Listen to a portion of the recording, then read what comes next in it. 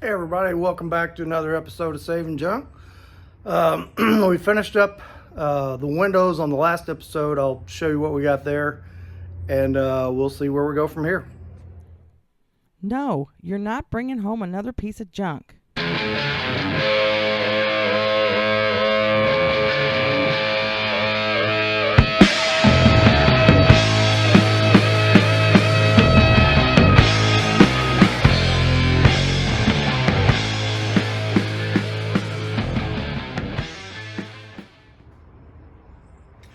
Okay, so thought I'd show you what we got.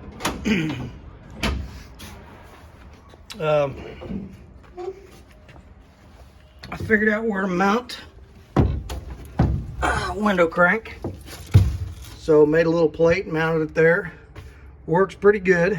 I'm gonna have to relocate this a little bit. In the up position, it's good. In the down position, it's kind of putting it in a little bind. But I think I got that figured out. But anyway, I cut all this out of here. Got all the edges cleaned up, and we'll just make a panel to go over that. And so then what I did is I just did a measurement for accuracy and measured the length of the door and the length of this. I think I measured like from this tab to up here, and everything is within, on the passenger side is within an 1/8 inch of this side. So everything we did over here I think is going to work just fine over there. So I am going to have to make my window frames and test them on this side when it gets to that point before I get the glass template cut and make sure that that's the right size, which is not a big deal. So I went ahead and did some work over here. I cut this out, welded that plate on there. I had to weld a piece up there, and then that floor brace I didn't have in yet, so we got that welded in. And so I think I'm really at a point where I can be done with these windows until we actually get paint on this thing and I go to put them in. They might need some little tweaks, some little spacers and stuff. And then somebody pointed out in the last video, when these windows are up, you got a pretty good gap between the window and here. Well, there's a big piece of chrome trim that it actually goes all the way down this thing, bolts in, screws all the way down to here. And then it's got a big old fat rubber weather stripping that goes in there that this glass seats against when it closes.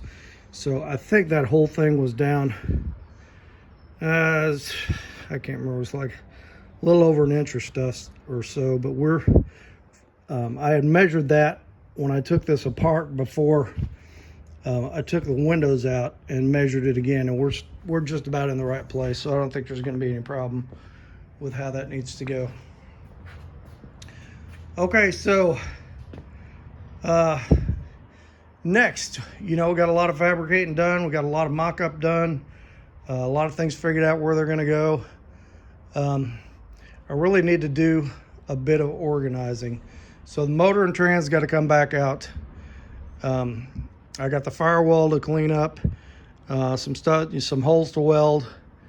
I want to get that primered, but I got stuff like I need to finish the trunk. So I need to get the big heavy wire brush, clean this out, and PUR 15 that, and then put some kind of paint on that so that doesn't rust. Got, I think, a couple little pinholes in there we're gonna have to deal with, but no big deal. So I want to get that done. Then I got a little work to do on this channel. Just need to grind these welds down and put some seam sealer down in there to make sure that seals. And then I was looking at the old headliner. Pieces of it are still up there, and insulation is still up there. I want to get all that down, take these headliner bows out, mark them where they go, and then do something. There's some surface rust up under here. I mean, it's nothing big, but even if it's just taking spray can rust inhibitor and spraying that, I want to do something with that. But I want to get all this out, so that, because that makes a lot of dust. So once all that's out and I can kind of blow out these channels, then that'll get rid of a lot of dust. And So I need to do some reorganizing in here. I need to reorganize my mobile parts shed here. I've been just kind of throwing stuff in here and not really optimizing the room. So there's a lot of stuff in here that's already done, like this front panel that I can't think of the name of right now. So that's already done. So I got a lot of stuff in here that is probably either junk, can be thrown away, parts I'm not going to use that can be sold, or parts I still need to do some work on. You know, like I'm going to have to polish this grill, and I'm going to have to clean up this piece, and a lot of little stuff like that. So I'm just going to go through here, do a big reorganization, kind of stack everything neat in piles where it needs to go. And anything I can get rid of, I'm going to get rid of. Just, I want to optimize the room in here because I want to use this like when I'm painting the car and primering, there's a bunch of overspray flying around. I put like the bumpers and stuff in here. I want to, put some things in here so it doesn't get overspray on it and I'm not having to cover up everything. So that's kind of the things I'm going to be working on this week. I mean, I don't know if any of that is real exciting content to see, so it might be more of a show you what it's like after it's done. That's another thing I need to do, the wheel wells. I need to clean these up and paint one side and undercoat the other. So just a lot of cleanup and a lot of miscellaneous stuff that I want to get all those things done before I really start digging into, get primer on the trunk lid, get primer on the hood, get the body work, the filler work done on the fenders, get them primered, and all this is stuff that I can be doing while my buddy Kyle is finishing up his boys' baseball season. And then when he's done with that, then he is gonna finish up the body work on this side, and then we'll be close to primering it and shooting it. Once the body work is done, I'm going to coat this thing with some slick sand, and we're going to sand it down and shoot some other primer over the top of that, and then shoot some color on it. So we're really not that far away. And then once that's done, it's reassembly, and unfortunately then it's money for things like air conditioner hoses and weather stripping. Weather stripping costs a lot of money, and a lot of that stuff. Somewhere along the way here, I'm probably going to go ahead and paint the dash and paint the column and paint the steering wheel and put them in the van and have them done. Probably do that coming up pretty soon here. Okay, so that's kind of what's going on. I said this was just going to kind of be a miscellaneous episode as we go along. I'll kind of figure out some things to put in there and get them in there. But that's like I said, I think the first thing we're going to do is I'm going to take everything out of that van and do some reorganizing and some straightening up and make a better work area. So that's where we're at, and I'll check back shortly. All right, there, that is much better. I can actually move around in here and find things, and I kind of know where everything is. So, okay, well, that is enough for tonight. I'll pick this back up tomorrow night. I think tomorrow night we'll go ahead and pull the motor and trans back out of the car and get it set off to the side, get it covered up, and I don't know what else. We'll figure that out. All right, I don't know if you can hear that, but we're getting blasted with a downpour. So I cut my grass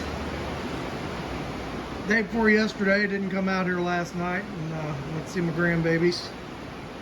And I'm glad I got that grass cut, because boy, we were getting blasted out there. Okay, so what we're gonna do next?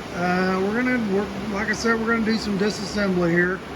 Not gonna get too crazy tonight. I want to get some things apart, and You know, we got a lot of our mock-up done, so I want to get that stuff back apart and go back to finishing up on the bodywork. So we're going to pull motor and trans out of here tonight. Header's going to come back off. The clutch linkage is going to come back off. We'll take the steering column back out. We'll probably take the dash back out. Might take the pedal assembly back out. Yeah, I probably will, because I'm going to want to paint it. So we know all that stuff's going to work now. So let's get all that out of the way and then see what we got. So okay, that's what we'll do. All right, so motor and trans is back out. Got the dash back out. Got the pedal assembly out. Columns out. We're kind of stripped back down to where we were before. Everything's out of here. So, you know, there's a couple of different ways you can like sequence all this stuff of how you want to do it. And I've done it several different ways, and so what I want to do is, like, a lot of this stuff is just going to get cleaned up and painted with some nice black Rust-Oleum. Like, you know, so I'm going to have a black interior, so the dash and the column and the pedal assembly and you know, some other parts. So I want to get all those cleaned up, get them looking nice. If there's anything sticky, not moving good, we'll get all that lubricated up, get them painted, and then store them in the van to keep them safe from any overspray. So I want to get all those little components done first, you know, all the shift linkages, all this stuff. And I like to do all that before I paint the car, because I don't want a bunch of rusty, cruddy dust flying around in the garage after the car's been painted. So, you know, we'll paint all those. We'll get the wheel wells cleaned up and painted. You know, once we, the way I like to do the car itself, I've done them a couple different ways, but the way that it works best for me is this: when I'm not taking the car off the frame, when I'm just stripping it down to, I call it front half, and when you're leaving the body on the frame, but you've got the front clip off and you've got the frame exposed, and you know, it gives you a good chance to rebuild all your suspension and your brakes and all that. Well, I don't have to do any of that. All that's done. So once I get all that stuff done, then we're gonna go to this. You know, we're going to work on the firewall and get that all cleaned up and primered. And what I like to do is go ahead and paint the firewall in color, with the color, before I paint the rest of the car. And then what I usually do on frames, it comes out really nice looking, is take the high gloss Pour 15 and brush paint it on. And if you don't put it on real heavy, that stuff is kind of self-leveling, and it'll flow out, and it doesn't look like it's brush painted. It looks really nice. So I'm going to go ahead and do that after we paint the firewall, and then we'll leave all that masked. You know, we'll mask all this, and then we'll get into finishing the body and painting the whole car. And I did a 49 Plymouth that way, and it came out really nice, because the problems I've had before is, like, when you paint, you know, part of it is not getting the overspray of the paint on the black parts and that. So that's kind of the way I've come up with to remedy that. So you can do it however you want. You know, if you want to do it in a different order, that's fine. But that's just the way that seems to work for me. I get all this stuff done. You know, all that wire brushing and dust and crud, get all that made, get that painted in the van, and then clean up real good. So you know, the goal is, once the car actually has color on it, especially when you're doing a home garage like this, that you don't have a clean room, then you're not making any more dust after that. So that's what I try to do. Okay, so that's going to be it for tonight, and we'll pick this back up tomorrow. So, you know, I usually wait until the end of my videos to talk about things other than cars. But you know, with the tragedy yesterday and with the school shooting and all those kids getting killed, you know, I felt like I needed to address that. And I'm not going to get political on it or talk about, you know, what views are on who's right and who's wrong, whether it's gun control's the solution or, you know, there's another solution. That's only the Lord knows the true solution. And I'm just praying that He will, you know, He'll seal the divisions that in our country and help us to find a solution that really works. But a lot of really hurting families down there that, you know, when I say thoughts and prayers, it's not flippant. You know, we really do need to pray for those families. President Biden come out yesterday and asked for prayer for them. And even though I'm not a big supporter of his, I appreciate that, and I thought that was a good move with our Commander-in-Chief. So I thank you for that. So let's just take a minute and pray for these families down there, okay? Father, we just call on your name for this tragedy in Texas with these families that have lost their babies. And Lord, only you know the way forward that we can remedy this problem. And we just ask that you would help us to put our personal opinion divisions and our political divisions aside, and that we would work together to find a way that works to stop these mass shootings and to really minister to people. And you know, the people that do these shootings, I believe there's some mental illness to it, but I honestly believe the biggest thing they're missing is a relationship with you. And we lift up anybody who's out there who's feeling those kind of feelings, that they don't know you, and maybe they've got some evil and kind of inside them and they want to hurt people. We just lift them up to you, that the Holy Spirit would minister to them and soften their hearts and keep them from doing that. And we just pray for the grandmother of this young man who was shot, that you know, despite the evil he did, we know she loved him, and we pray for her, for healing and for answers for her. But we ask this in the name of your precious Son, Jesus. Amen. Okay, so we'll pick this back up tomorrow. All right, so here's where I decided to start tonight. I decided to start with the steering column. And I'm going to tear this thing all the way apart to nothing. Just clean everything up, grease everything. I got a new switch for it. If you remember our last steering column video, I couldn't find this front collar for this column. So I used the collar off the automatic column. That left me with a couple holes here and a hole here.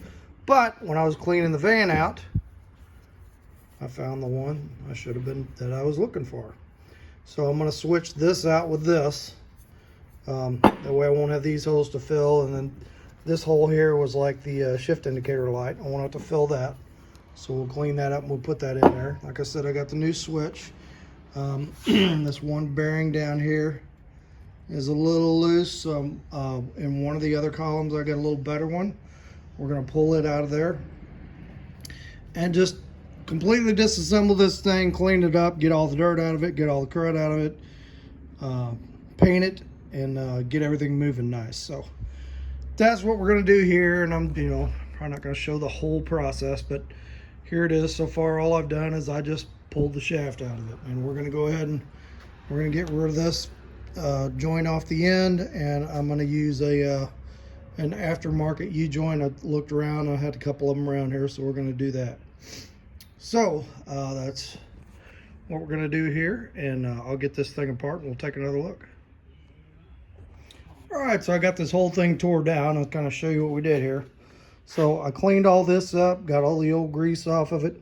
It's got this, it's like a felt spacer or sponge in there. I'm kind of wondering if there should be some oil on that, but the grease that they used in this,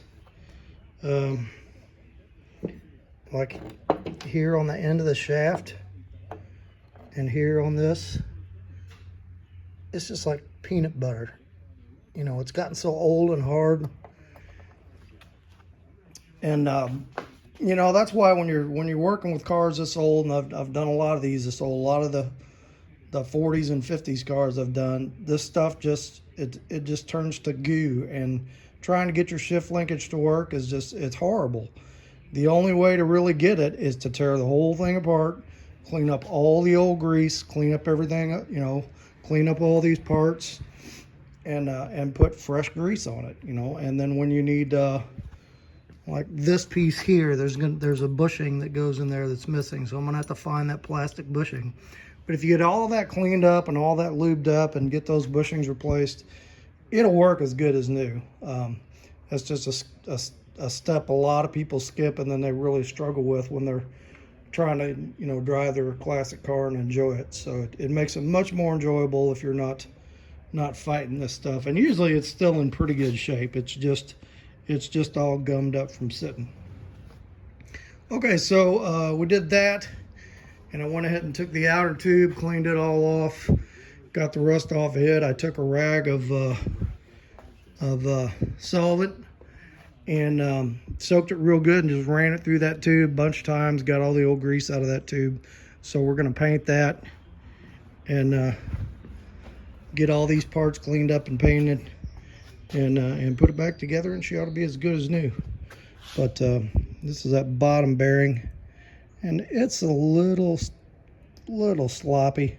I'm going to pull the one out of the other column and see if maybe it's a little bit tighter than that one. You could use this one, but I don't know how long it would last, honestly. So I'm going to try to, I got two other columns, and I think they feel a little better in those. I'm going to see if I can get a little better one out of that. And then I was looking at these. You cannot buy this longer shifter for some reason.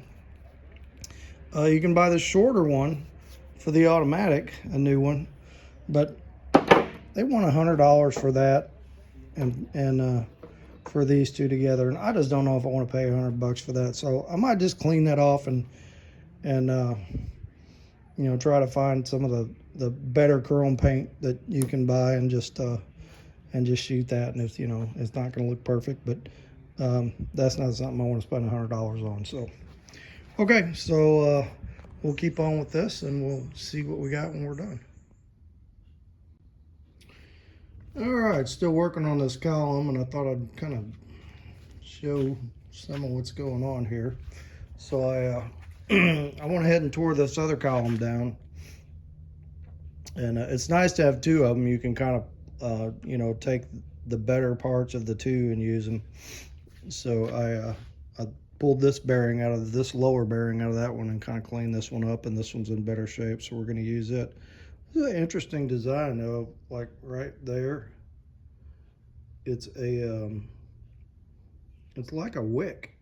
So I guess you oil that, and you know, you soak some oil into that, and then it gets into the bearing rollers. So pretty interesting design. Never seen one like that before. Been working on old cars for a while, so I guess what we'll do, maybe I'll take a little brake cleaner and clean that, you know, kind of clean the old lubrication out of that wick before I do that. But so like that's in good shape, and then like these, you know, on the other column, these little springs and stuff were in better shape. They weren't rusted up, they're nice and clean, so we're going to use those little spacers, you know. It like I said, works out good when you've got a couple of different columns you can use. Problem I'm having though, I think I showed you that. Yeah, that's all back together and done.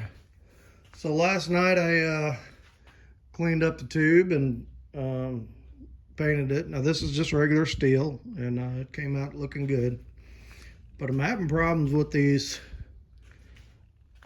cast parts on this column. I guess it's like, I don't know if it's magnesium or what it is, but that paint just lifts. It does not like these cast parts for some reason. I don't know what the deal is. I used Rust-Oleum primer. I used Rust-Oleum paint. In fact, this part is the same on both columns, so I thought I would try it a couple ways. The other one, I stripped all the old paint off down to the bare casting, shot the primer on it, shot the paint on it, and that one looks pretty bad. So this one, I just cleaned up the old paint. I thought maybe it's reacting with the magnesium, but it kind of did the same thing. Not as bad. This piece looks okay.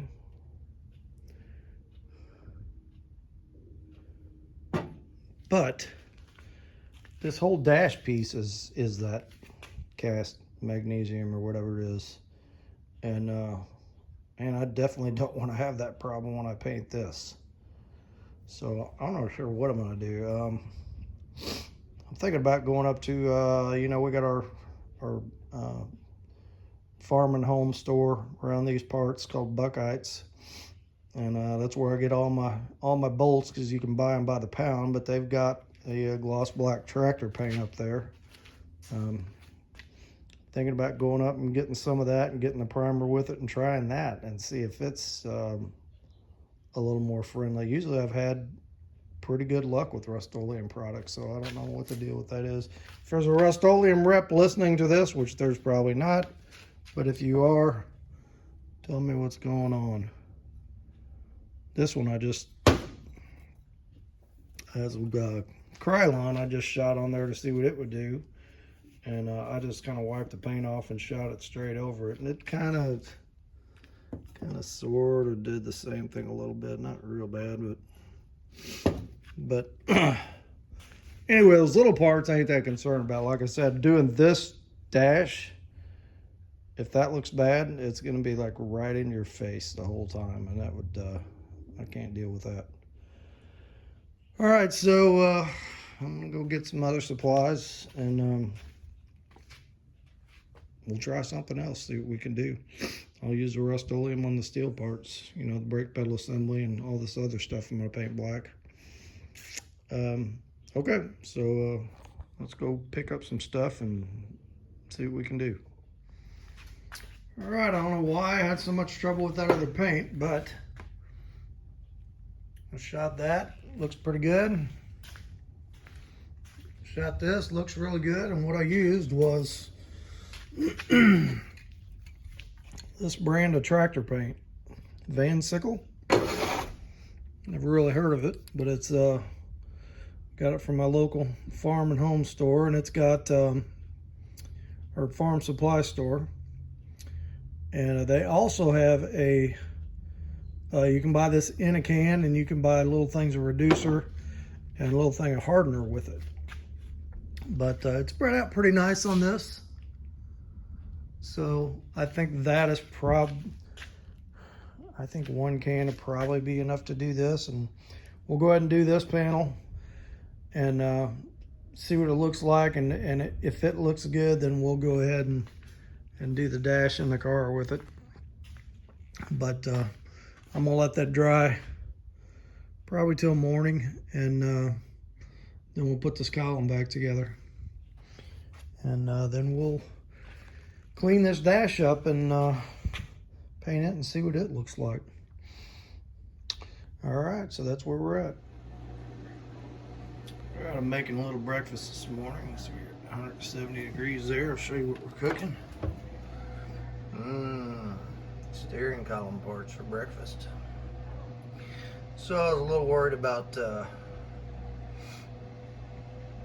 I touched part of the column, and it's like it left a little fingerprint. It's like it was hard on the outside but not completely cured, so I want to mess with these later today. So I thought, I'm gonna stick them in the oven for a little bit and bake that paint on. So I'm gonna give them an hour at 170 and see what happens. But they came out looking pretty good. I like that tractor paint. Sorry, Rust-Oleum, I don't know what was going on, but it would not work for me. But this stuff is pretty good. Alrighty. Alright, that worked really nice. This is hard as a rock. Doesn't leave any fingerprints on it. Did 170 at an hour, and then just let it cool off, and that's good.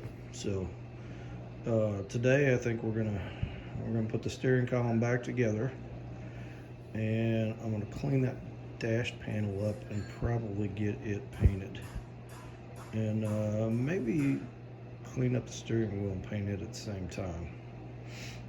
So that's kind of what we're doing today, getting some of these interior parts painted, cleaned up, and then we'll get them stored in the van out of the way until we're ready for them.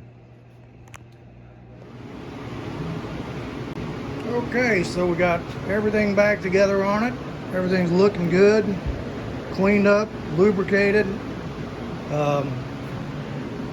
Put a new turn signal switch. I cut the old factory U-joint thing off, and I cut this down to a double D. I'm gonna have to cut it a little bit deeper, but that does slip on there. We're gonna screw that on there, and then I'm actually gonna run a bead of weld around that just to make sure that thing don't come off. Especially with these, you can replace the little U-joint part of it if you ever need to, but probably never need to. So yeah, everything works real nice, everything looks real good, so this part is done, and I'm pretty happy with that paint. Okay, so I gotta clean up this mess, and I'll tell you what, it's nice when you're doing these and you have extras, because I had 2 extra steering columns. I ended up scavenging a few parts from all 3 of them to make one good one that works really smooth and everything works on it. So may keep a few extra spare parts, you know, like the turn signal assembly or whatever, but most of it's probably gonna end up going in the trash. So all right, so that's that. Then let's I'm gonna clean this bench off, and we're gonna start working on that dash panel. Alright, so here's the dash panel. I'm not going to get real crazy with this. I'm not going to worry about the back of it. There was just some built up crud back there I just knocked off. I took it out with a hose and some dishwashing soap and scrubbed it down. But there's like, you can see all those little white flecks. It's almost like there's an overspray on here from something. It's just real grainy feeling. So I got a roll of 320 here, and I'm just going to go along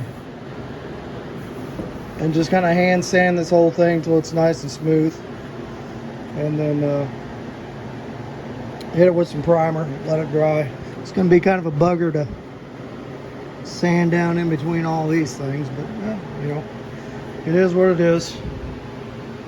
So we'll go ahead and sand all that, and I got like all the rubber bumpers out of it, all the screws out of it, pretty much everything off of it to paint. I think it's going to look good, and that'll look good black. So I'm gonna work on that.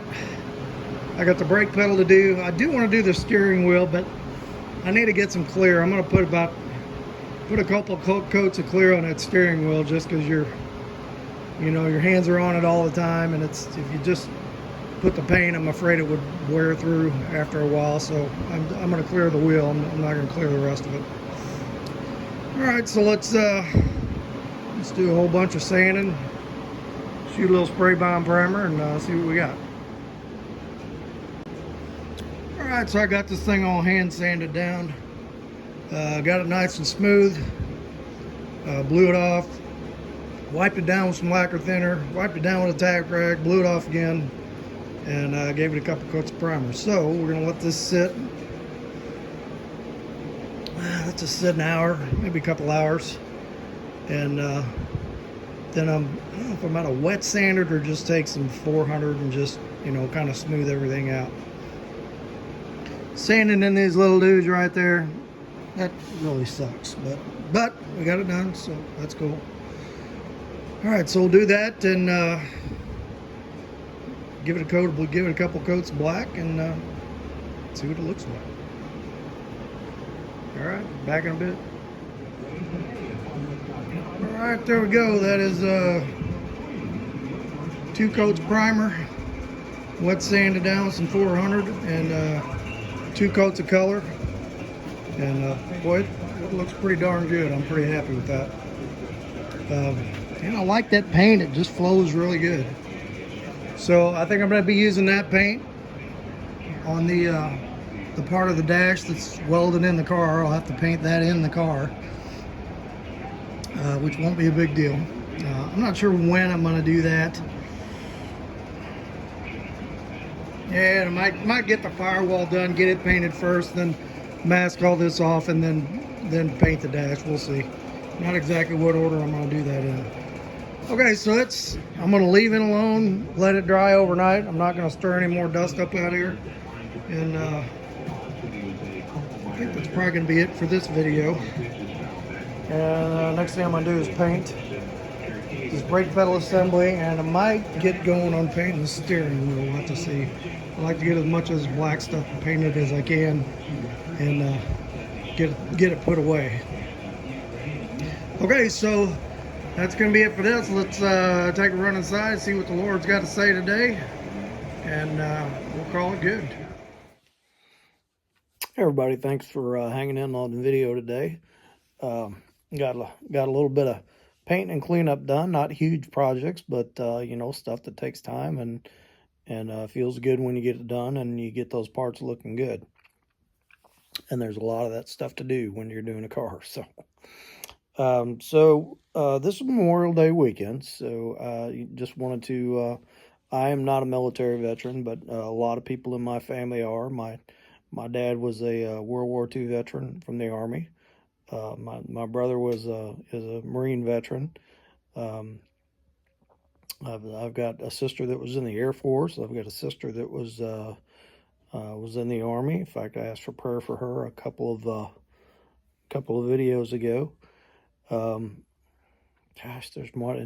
I've got nieces and nephews that have been in the military. I mean, just so many who have served our country, and I'm so thankful to them and to any veterans who you know, who signed up to serve and protected my freedom and protected this country.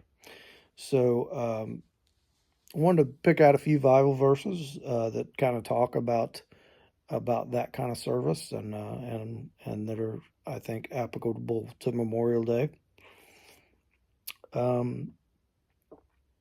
So let's see what we got here. I picked a few of them. So 2 Timothy 2:3 says, share in suffering as a good soldier of Christ Jesus. I think that's a great one. Isaiah 55:11, so shall my word be that goes out from my mouth. It shall not return to me empty, but it shall accomplish that which I purpose, and shall succeed in the thing for which I sent it. Psalm 82:3 and 4, give justice to the weak and the fatherless, maintain the right of the afflicted and the destitute, rescue the weak and the needy, deliver them from the hand of the wicked. And that's well, American soldiers have done a lot of that, haven't they? You know, sometimes I think it can get a little frustrating, people thinking, you know, why do we have to be the police of the world, and why do we send our troops everywhere? But I think sometimes there's a need for that. There's you know, there's people who are victimized and you know, bad people invading their country and that kind of stuff, and you know, our country does the right thing, and we send our soldiers out. You know, we help our allies. So let's see. Let's pick another one here. Colossians 2:8. See to it that no one takes you captive by philosophy and empty deceit, according to human tradition, according to the elemental spirits of the world, and not according to Christ. That's a great one. Psalm 116:15. Precious in the sight of the Lord is the death of his saints. And there's just so many of them, you know. And I think about my dad was I guess 19, 20 years old in World War II, fighting in the European theater. I know his troop his division was one of the ones that went into the Dachau concentration camp and liberated them. And you know, it affected Dad his whole life. You know, I know he really struggled with some of the horrible things he saw over there, but um, you know, he made some big sacrifices to protect our country, and I know that there's a lot of men and women do that every day. And so, you know, I would just like to thank you for your sacrifice and for all you went through, because you care about our country so much and care about our freedom so much. So let's go ahead and say a quick prayer. And Father, we thank you today for all the men and women who give of themselves to protect our freedoms and you know, protect our rights. One of our rights being that we can you know, that we can worship you freely, and we know many have given their lives to protect that right, and we thank them for that. And I just ask you this weekend, Lord, especially that you would just bless anyone who has served and who is serving and who is considering serving. That they would do so in your name, and that you would guard and protect them. And we ask this in the precious name of your Son Jesus. Amen.